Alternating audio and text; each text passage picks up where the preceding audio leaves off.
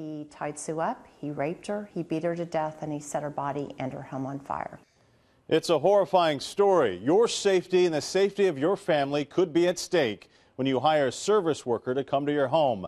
This winter, 3 people were killed in their homes, a choir teacher and an elderly couple. Now, this man, Austin police say Timothy Parlin, is connected to the crimes. He has a history of doing yard work in North Austin where the 3 people were killed. Consumer reporter Betty Cross shows us why it's critical to know who's knocking at your door. Think about it.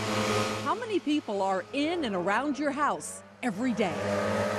And what do you really know about any of them? In December, choir director Kathy Blair was murdered inside her Northwest Austin home. Be very careful when you hire that stranger. Police Chief Art Acevedo says one of the men linked to her death did landscaping work at the house months earlier. When you're inviting people into your home, you want to make sure that not somebody's going to turn around and come back to hurt you. But that's exactly what happened. It's extremely devastating. To Lucia Bone's sister, Sue Weaver. It's something you don't ever get over.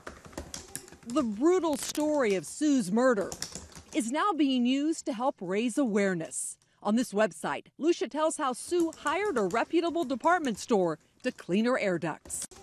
She also writes that Sue trusted the company she hired to send safe workers. There were 2 convicted felons that were sent to do the service work in Sue's home. One was a twice convicted sex offender on parole, and the other one was his supervisor that had done time for breaking and entering.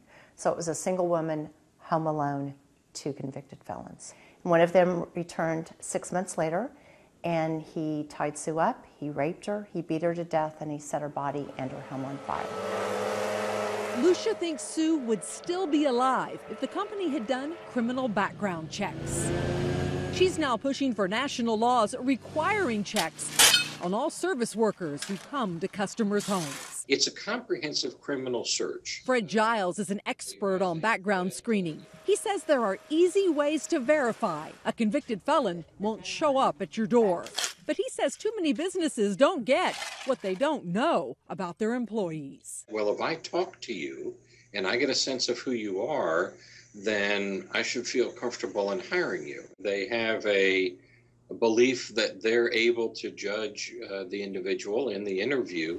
Until the law changes, Lucia says if a service worker is coming over, brew an extra cup of joe. Don't be home alone. Invite a friend over for coffee. It's a lot harder to get in trouble with someone else there than it is just a single person home alone. But what if you are home alone when a service worker knocks on the door? First, already be on the phone with a family member or friend when you open the door.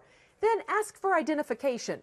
Mom, Mark Smith just arrived to fix the refrigerator. I'll call you in an hour or as soon as he finishes the job. Now, you'll want to check your position. You should always walk behind the service worker. Direct, don't lead. Mark, the refrigerator is straight ahead and it's on your left. Now, we're in the kitchen for this service job, so I'd want to have a quick exit plan out the back door. So leave the door unlocked. That way you can get out in just a few seconds. And one final note, don't let your pets or your children give you a false sense of security. Children are not protection. You might do something harmful to the kids to get you to do what they want you to do. Of course, most service workers are perfectly safe, but unless you know their background, don't assume you will be. Betty Cross, KITV News.